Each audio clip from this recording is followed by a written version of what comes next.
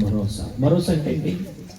అమ్మయ్య ఇక నాకు దిగులే లేదు, భరోసా. బైబిల్లో నుంచి ఒక వాక్యం చదవని ముగించేద్దాం.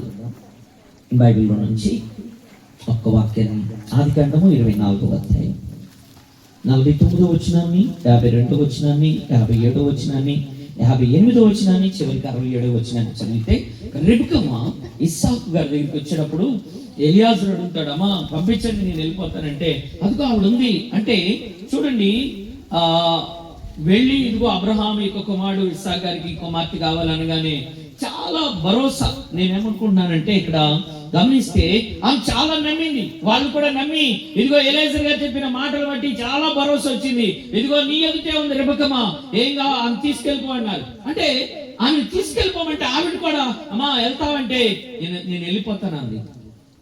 ఇన్ని సంవత్సరాలు పెంచిన తల్లిదండ్రుల కన్నా నేను వెళ్ళిపోయి నా భర్త దగ్గర నన్ను ఆయన చూసుకోగలడనే భరోసా వచ్చింది. ఆ తర్వాత ఆయన కూడా రెబెక్కమ్మని తన 67వ వచనంలో రాయబడింది. ఆ వచనం ఒక్కటి చదవండి, ముగింపులోకి వెళ్దాం. ఇస్సాకు తల్లి అయిన తీసుకుపోయిను, అట్లు అతడు రెబెక్కని పరిగణింపగా అతడు ఆమెను ప్రేమించెను,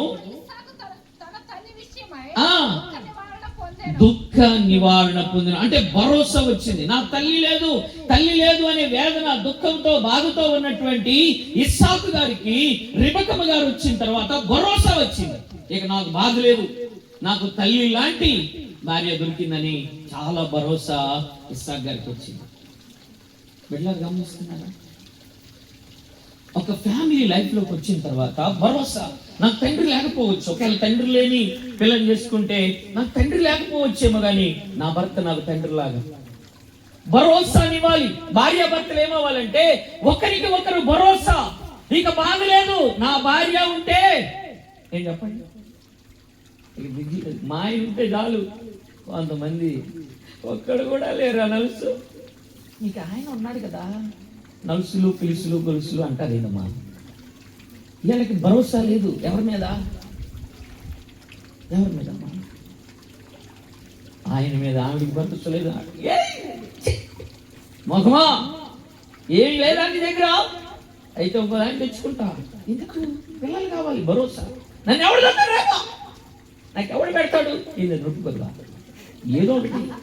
వీళ్ళకి పిల్లల భరోసా తప్ప భార్య మీద భర్తకి, భర్త మీద భార్యకి భరోసా. నేను చెప్తున్నాను, ఇది మనం నవ్వుకుంటున్నాం కానీ నిజం చెప్పండి, ఇక నా భార్య ఉంది, నా జీవిత కాలం నేనున్నంత వరకు ఇక నా భార్య ఉంటే, అంటే దేవుని పక్కన పెట్టడం అనేది కాదు కానీ వివాహ వ్యవస్థలో ఉన్నాం కాబట్టి వివాహ వ్యవస్థ అనేది ఏంటంటే ఒక భరోసా.